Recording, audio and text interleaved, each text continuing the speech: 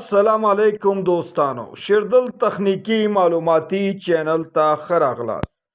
الله تعالی دې وکړي د صحت او عافیت جامه پتن ولرئ.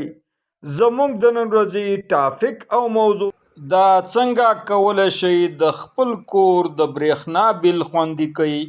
دوستانو زه غواړم په دې رابطه ستاسو سره مختصر لنډ او مهم معلومات شریک کړم. نو دوستانو دا ویډیو مسکیپ کوئ، تر اخره پورې وګورئ ترڅو د دې مفیدو معلومات څخه ځانونه برخمن کړئ.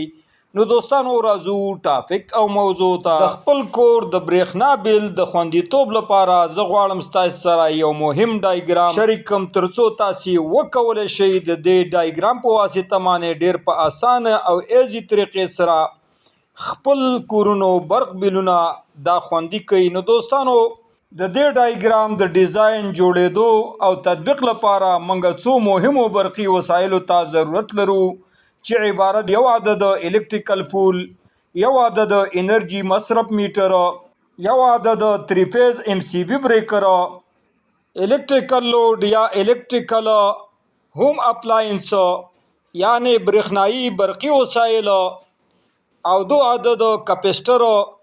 دوستانو د دې مهم وسایلو په واسطه باندې تاسو کولی شئ د خپل کورونو برېښنایي بل خوندي کړئ. دوستانو راځو ډیزاین او کنیکشن طریقې ته.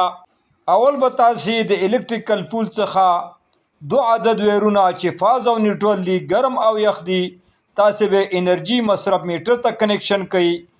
دوهم به تاسو د انرژي مصرف میټر څخه MCB بریکر ته فاز او نیوټرل ګرم او یخ ویرونه دا کنیکشن کړئ. دریم به تاسو د MCB بریکر څخه ہوم الکتریکل اپلاینس ته یعنی د کورونو برقي سامان آلاتو ته کنیکشن کړئ. یعنی فاز او نیوټرل ګرم او یخ به دواړه خپل کورونو لوډونو ته یعنی خپل کورونو ته کنیکشن کړئ. او د دې الکتریکل پاور سرکټ کمپلیټېدو څخه وروسته او اخیری او څلورم به تاسو 2 عدد کپسټر راوالی او په خپلو کې به موازي کنیکشن کړئ. ګرم د ګرم سره او یخ د یخ سره یعنی فاز د فاز سره او نیوټرل د نیوټرل سره.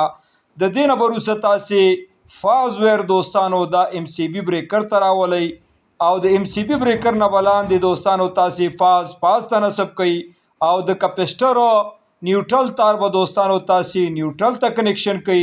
نو په دې طریقه باندې دوستانو تاسو کولی شئ د خپل کورونو برېښنایي بلونه خوندي کړئ. دوستانو دا وه زموږ د نن ورځې ټاپک او موضوع.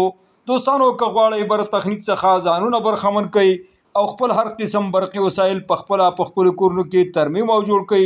نو دوستانو که زما چینل مو نوی سبسکرایب کړئ زما چینل سره سبسکرایب کړئ او که دا ویډیو مو خوښه شوې وي در سره لایک او شیر کړئ د خپل ملګرو سره. دوستانو ستاسو د توجه او لیدو څخه یو نړۍ مننه. السلام علیکم.